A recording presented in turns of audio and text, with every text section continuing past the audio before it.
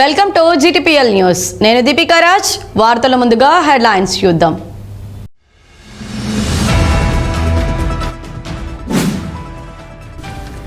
పెద్దపల్లి మాతా శిశు సంరక్షణ కేంద్రాన్ని ఆకస్మికంగా తనిఖీ చేసిన జిల్లా కలెక్టర్ కోయా శ్రీహర్ష.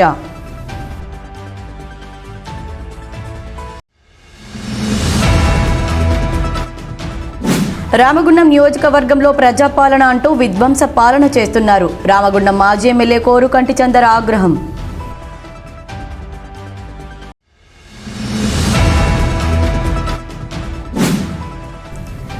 గోదావరికని పెద్దమ్మ తల్లి ఆలయ కమిటీ ఆధ్వర్యంలో జూలై 5, 6 తేదీల్లో పెద్దమ్మ తల్లి బోనాల జాతర ఘనంగా నిర్వహించనున్నాం. ఆలయ కమిటీ చైర్మన్ సబ్బు మల్లయ్య వెల్లడి.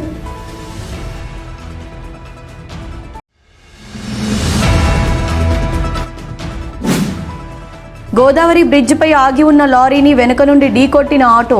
నుజ్జునుజ్జైన ఆటో డ్రైవర్ మృతి.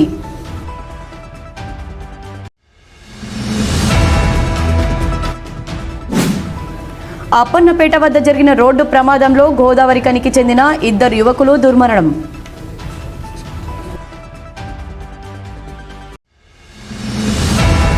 కార్పొరేట్ హాస్పిటల్కు సమానంగా ఎంసీహెచ్ ఆసుపత్రిలో మౌలిక వసతులు కల్పించామని జిల్లా కలెక్టర్ కోయా శ్రీహర్ష అన్నారు.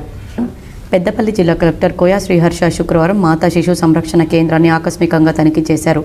మాతా శిశు ఆసుపత్రిలో ఉన్న స్త్రీల వైద్యం, ఓపీ ల్యాబ్, క్యాంటీన్లను కలెక్టర్ పరిశీలించారు. ఈ సందర్భంగా జిల్లా కలెక్టర్ మాట్లాడుతూ ఆసుపత్రి ల్యాబ్ వద్ద రద్దీ అధికంగా ఉన్నందున దీన్ని తగ్గించేందుకు శాంపిల్ కలెక్షన్ సెంటర్లను పెంచాలని కలెక్టర్ సూచించారు.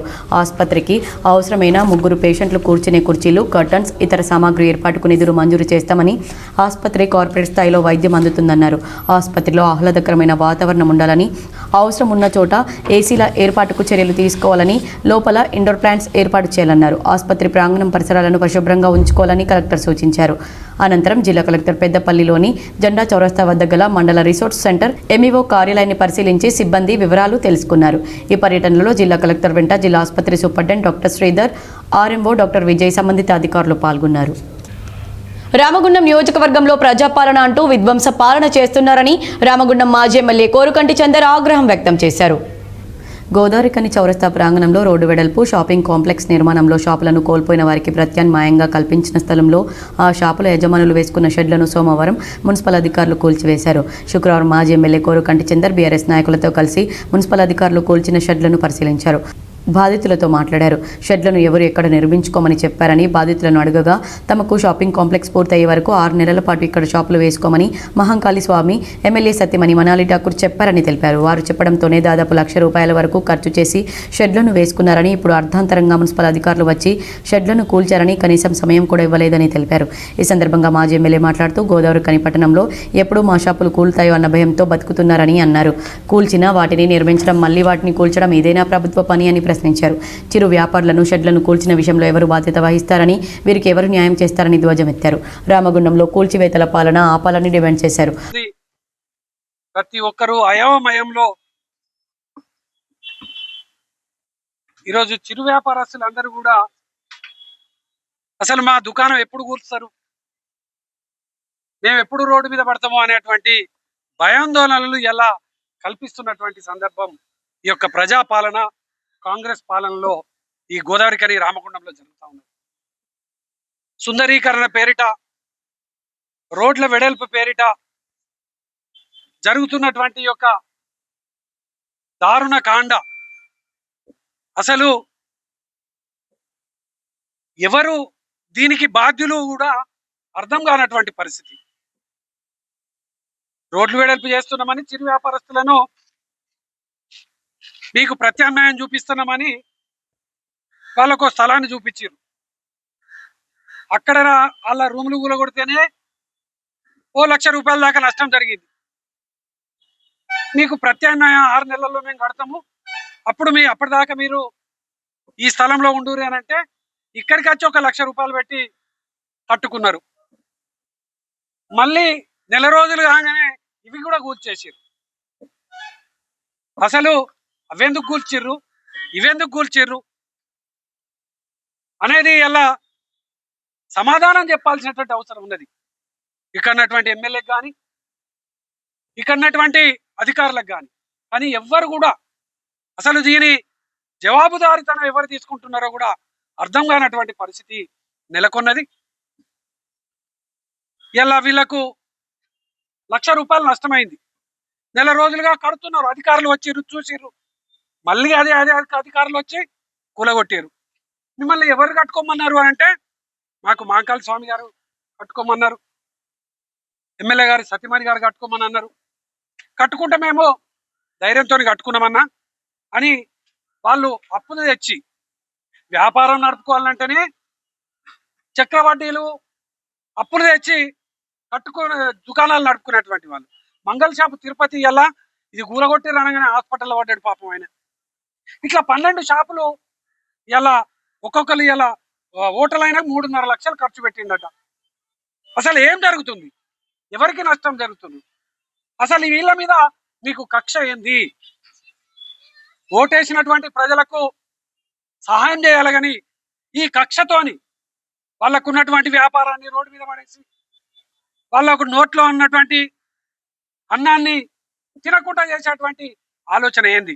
అందుకే ఇవాళ బీఆర్ఎస్ పార్టీ ఈ బాధితుల పక్షాన నిలబడ్డది. అయితే గత 40 సంవత్సరాల నుంచి మెయిన్ చౌరస్తా గోదావరికంలో ఉంటున్నాయి. మేము ఏదో చిన్న చిన్న వ్యాపారాలు చేసుకుంటూ బతుకుతున్నాం. అయితే గత 40 సంవత్సరాల నుంచి ఉన్న షాపులకు మమ్మల్ని ఒక 15 రోజులు ఏకదాటిగా ఖాళీ చేయండి అంటూ విపరీతంగా రోజు వచ్చి వ్యాన్లు వేసుకుని వచ్చి టార్చర్ చేసుకుంటా ఖాళీ చేయించారు. మమ్మల్ని అక్కడ షాపులు కూలగొట్టారు. షాపులు కూలగొట్టినాక ఇక్కడ ఆల్టర్నేటివ్ గా ఇక్కడ వేసుకుని టెంపరీగా అని చెప్పడం వల్ల మేము కట్టుకుంటూ పూర్తి కాలే. ఇంకా వాస్తవం చెప్పాలంటే ఇంకా కొద్దిగా బ్యాలెన్స్ వర్కే ఉంది. అయినా కూడా వచ్చి కూలగొట్టారు. ఇప్పుడు అక్కడ ఫస్ట్ షాపులు లాస్ అయిపోయినాం. మేము కట్టుకున్న షాపులు అక్కడ నష్టపోయినాము. ఇక్కడికి వచ్చి మా సొంత డబ్బులతో కట్టుకున్నాక ఇక్కడ నష్టపోయినాం. అయితే ఎందుకు కూలగొట్టారు అనేది రీజన్ లేదు. పర్మిషన్ లేదు మీకు, లేకపోతే పక్కపంటి మెన్స్ క్లబ్ కూలగొడితే మీ మీద పడుతుంది, ఇట్లాంటి కారణాలు చెప్పారు.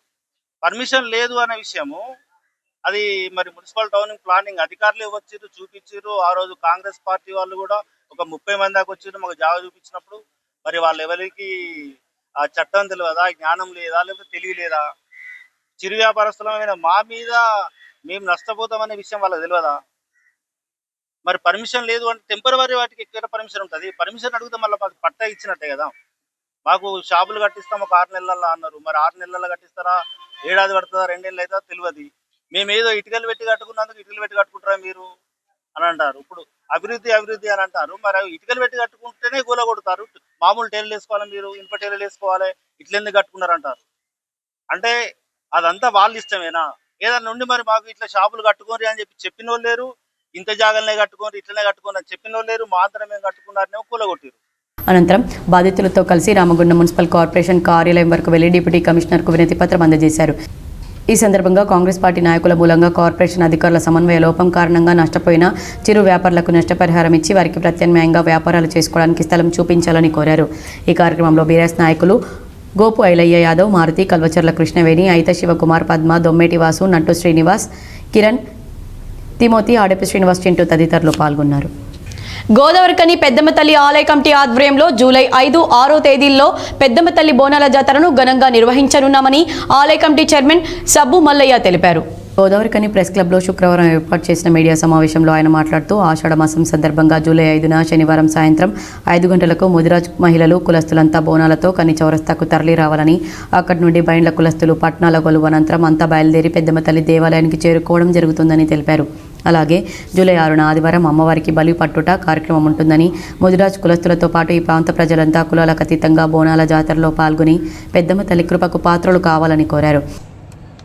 ఆషాఢ మాసం సందర్భంలో ఈ సంవత్సరం అమ్మవారి పెద్ద పట్నాలు జరపబడుతూ ఉన్నాయి.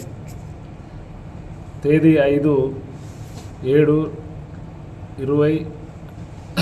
2025 సంవత్సరంలో సాయంత్రం 5 గంటలకు అందరూ ఈ ప్రాంత ప్రజలందరూ, ముఖ్యంగా ముదిరాజులందరూ కూడా సాయంత్రం 5 గంటలకు బోనాలు తీసుకొని ప్రధాన చౌరస్తాకు రావాలని కోరుతా ఉన్నాం. అక్కడి నుంచి ప్రారంభమై బైండ్లవారు ఆధ్వర్యంలో మీరు వచ్చినటువంటి దప్పుల సప్పులతో ఊరేగింపుగా మనం పెద్దమ్మ దేవాలయంకు చేరుకోవడం జరుగుతుంది. ఆ తర్వాత బోనాలు చేరుకున్న తర్వాత అమ్మవారి పట్నాలు వేసుడు జరుగుతుంది. ఆ పట్నాలు తెల్లని కూడా నైట్ అంతా అమ్మవారి కథ కొలుపు జరుగుతూ ఉంటుంది. అందరూ కూడా అక్కడనే ఉండాలని కోరుతూ ఉన్నాం.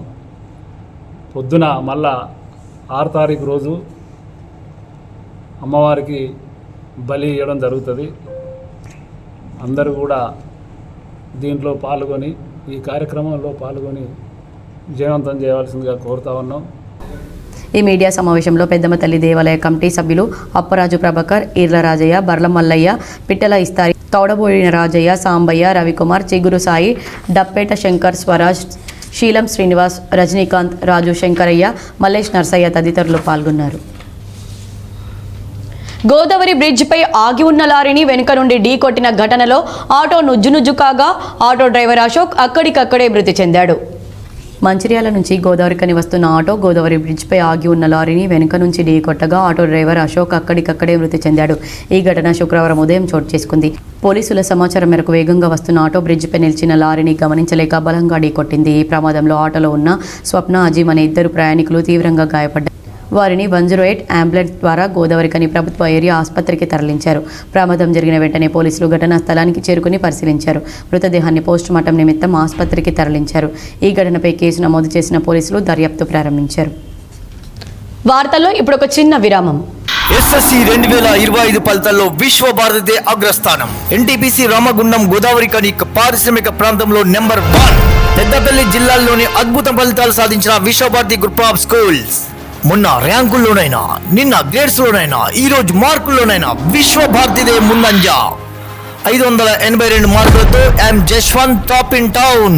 అంతేకాకుండా వి చరణ్ 564 మార్కులు, ఈ రాజ్ కుమార్ 559, టి కావ్య 558, షయిస్తా 557, ఎల్ వర్ధన్ 556, ఎం నాగధీరర్ 552 మార్కులతో ప్రభంజనం సృష్టించారు. 500 మార్కుల పైగా 38 మంది విద్యార్థులు సాధించిన ఏకైక పాఠశాల విశ్వభారతి.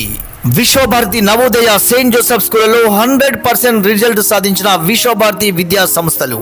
గత 32 సంవత్సరాలుగా విశ్వభారతి అధినేత బండారపు యాదగిరి గౌడ్ గారి ఆధ్వర్యంలో నడపబడుతూ అఖండ ఫలితాలు సాధిస్తూ రామగుండం పారిశ్రామిక ప్రాంతంలో నెంబర్ 1 గా నిలుస్తున్న విశ్వభారతి విద్యా సంస్థలు. మరి ఇంకెందుకు ఆలస్యం? మీ పిల్లల ఉజ్వల భవిష్యత్తుకై వెంటనే మా పాఠశాలలో చేర్పించండి. మీరు మీ పిల్లలపై కన్న కలలు నిజం చేసుకోండి. అడ్మిషన్స్ ప్రారంభమైనవి, వెంటనే సంప్రదించండి. వార్తలకు తిరిగి స్వాగతం. సింగరేణి మారుపేర్ల సమస్య పరిష్కారం కొరకై 11 ఏరియాల కోల్ బెల్ట్ మారుపేర్ల కార్మికులు కదం తొక్కారు. ఈ మేరకు శుక్రవారం కొత్తగూడెం, ఇల్లందు, బంగ్లాస్ ఏరియాలో జరుగుతున్న స్ట్రక్చర్ మీటింగ్ సమావేశం వద్ద తమ మారుపేర్ల సమస్యను పరిష్కరించాలంటూ ఆందోళన చేపట్టారు. తమ సమస్యను పరిష్కరించాలంటూ ప్లకార్డులతో పెద్ద ఎత్తున నిరసన తెలిపారు.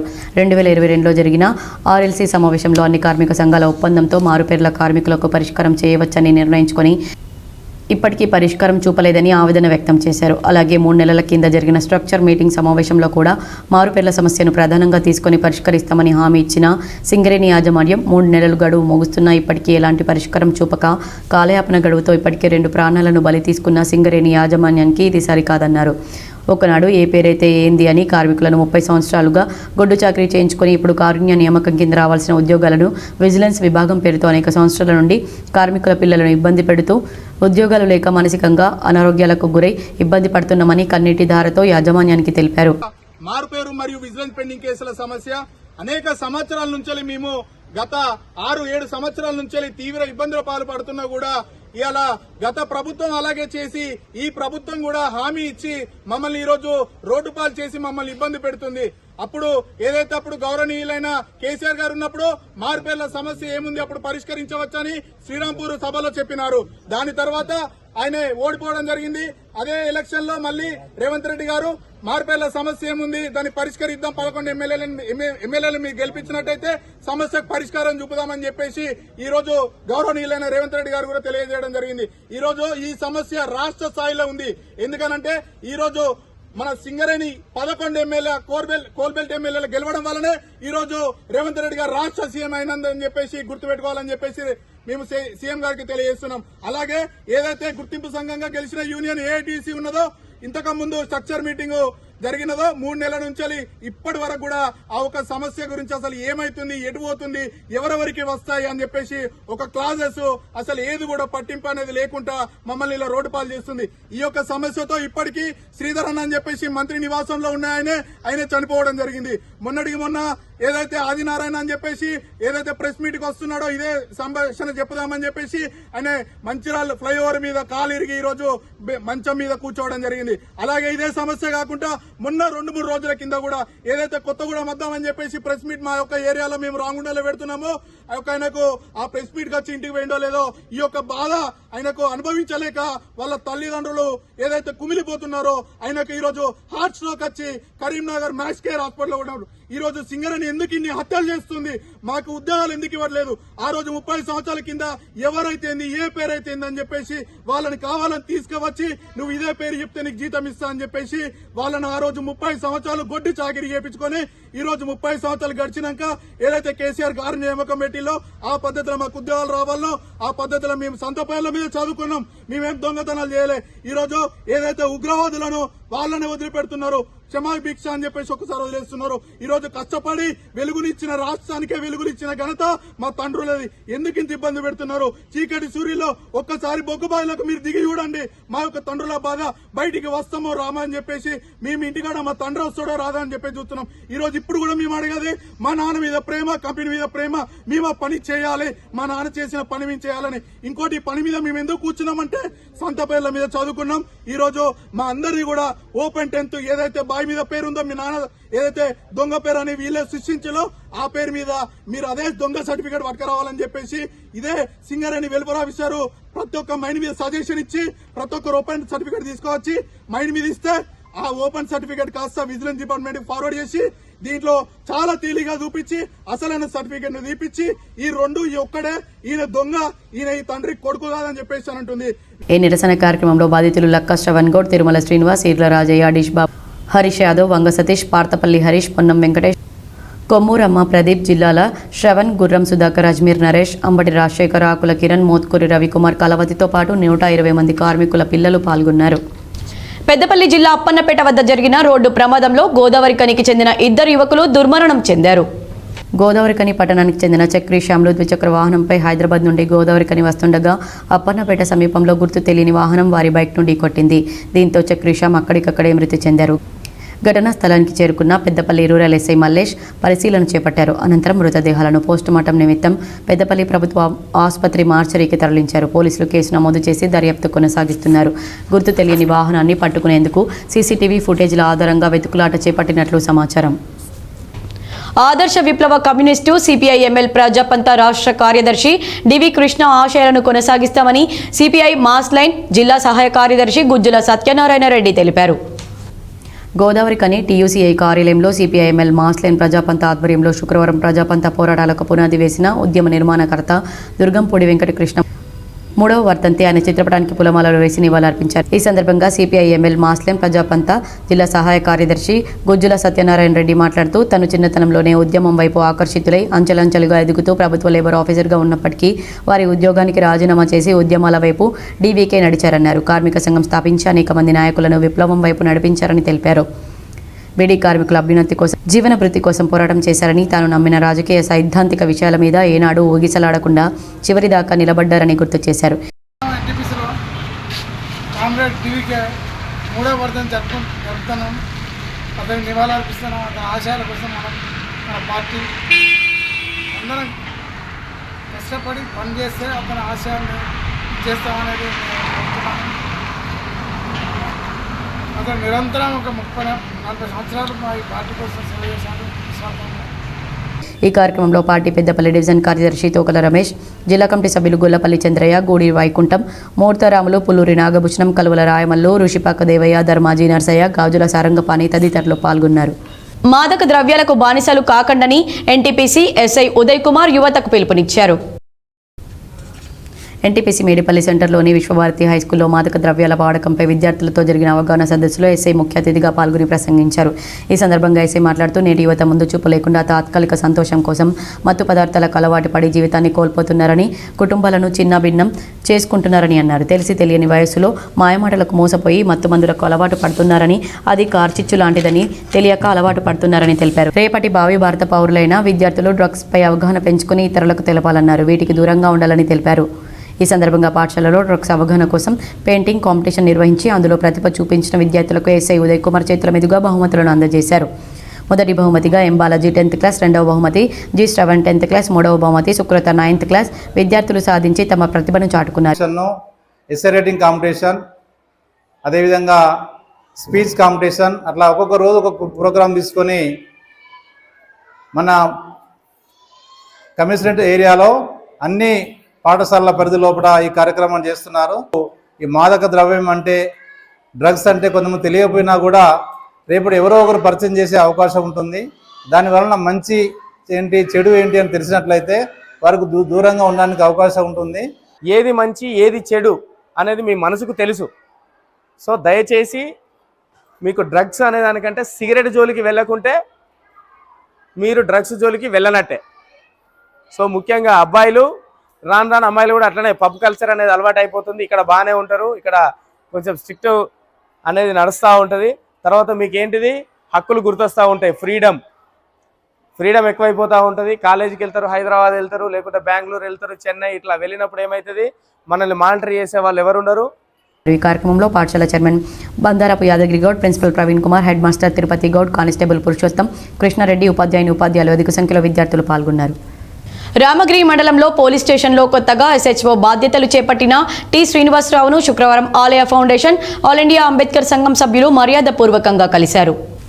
ఈ మేరకు ఎస్హెచ్ఓ శ్రీనివాసరావును మర్యాదపూర్వకంగా కలిసి బొకే అందించి శాల్వాతో సత్కరించారు. ఈ కార్యక్రమంలో ఆల్ ఇండియా అంబేద్కర్ సంఘం జాతీయ కార్యదర్శి Konkati Lakshman, Aalaya foundation deputy CEO Mittapalli Ravinder Kumar, Telangana Ambedkar Bhavan నిర్మాణ committee vice chairman Ekkirala Ramesh, Koluvuri Venkatesh తదితరులు పాల్గొన్నారు.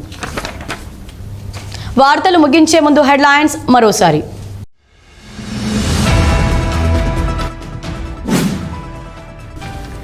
పెద్దపల్లి మాతా శిశు సంరక్షణ కేంద్రాన్ని ఆకస్మికంగా తనిఖీ చేసిన జిల్లా కలెక్టర్ కోయా శ్రీహర్ష.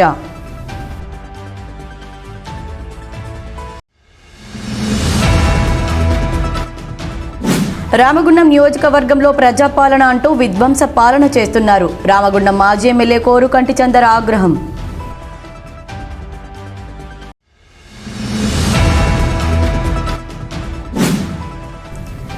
గోదావరికని పెద్దమ్మ తల్లి ఆలయ కమిటీ ఆధ్వర్యంలో జూలై 5, 6 తేదీల్లో పెద్దమ్మ తల్లి బోనాల జాతర ఘనంగా నిర్వహించనున్నాం.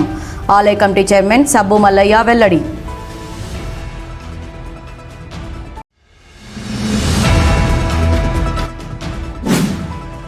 గోదావరి బ్రిడ్జిపై ఆగి ఉన్న లారీని వెనుక నుండి ఢీకొట్టిన ఆటో, నుజ్జైన ఆటో డ్రైవర్ మృతి.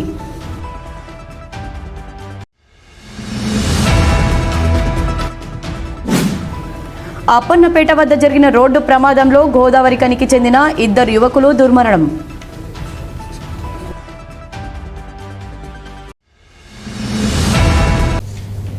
ఈ వార్తలు ఇంతటితో సమాప్తం. తిరిగి ప్రసారమయ్యే వార్తల్లో మళ్ళీ కలుద్దాం. అంతవరకు చూస్తూనే ఉండండి మీ GTPL.